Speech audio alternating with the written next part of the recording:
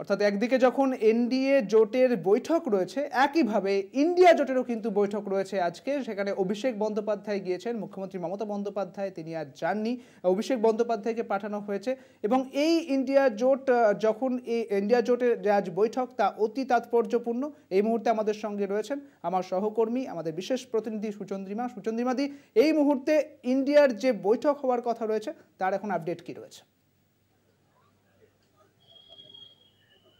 দেখো, সন্ধ্যে 6টা নাগাদ মল্লিকার্জুন খার্গের বাড়িতে এই বৈঠক হওয়ার কথা এবং মল্লিকার্জুন খার্গে এর আগে অর্থাৎ যেদিনকে আমাদের যে শেষ দফার ভোট, সেখানে সেই বৈঠকে কিন্তু বলা হয়েছিল যে রেজাল্ট পরবর্তী সিদ্ধান্ত তোলা থাকছে, অর্থাৎ রেজাল্টের পরে যে আলোচনাটা প্রয়োজন, অর্থাৎ এনডিএ কে টক্কর দেওয়ার জন্য শক্তিশালী প্রতিপক্ষ হিসেবে কি তারা সংসদে ভূমিকা নেবে, নাকি মসনদে বসার জন্য একটা সেই ফাইট, শেষবারের ফাইট, একটা লড়াই তারা করবেন। কারণ ম্যাজিক ফিগার পাওয়ার জন্য 39টা সিটের যে তফাৎ, সেই তফাৎকে মেটানোর যদি চাহিদা থেকে থাকে ইন্ডিয়া জোটের, তাহলে এন ফ্যাক্টর কিন্তু খুব গুরুত্বপূর্ণ। N for Nitish, N for Naidu, এবং সেই এন ফ্যাক্টরে জোর দেওয়ার জন্যই কি আজকের এই গুরুত্বপূর্ণ বৈঠক।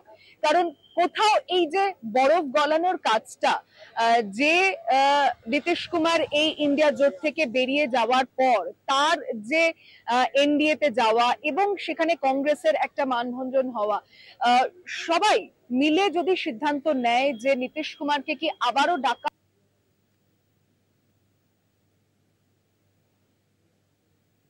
একদমই আবার আমরা যোগাযোগ করার চেষ্টা করব সুচন্দ্রিমার সঙ্গে। আপনাদের জানিয়ে রাখি, আজ ইন্ডিয়া জোটেরও বৈঠক রয়েছে, সেখানে অভিষেক বন্দ্যোপাধ্যায় পৌঁছে গিয়েছেন। তবে এই এন ফ্যাক্টর আজ কিন্তু বিশেষভাবে তাৎপর্যপূর্ণ এবং আজ বৈঠক ইন্ডিয়া জোটের, সেখানে আজ তাদের যে বৈঠক সেখানে কি হতে পারে, এই ম্যাজিক ফিগারকে তারা কি ছুঁতে পারবেন এবং অন্যদিকে নাকি একটি শক্তিশালী বিরোধী দল তারা গঠন করতে পারবে, সেদিকে একেবারে নজর থাকবে।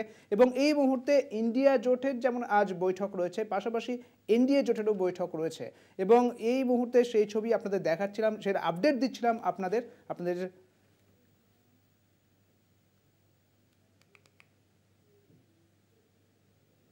অন্যদিকে আজ এই বৈঠকের দিকে আমাদের নজর থাকবে।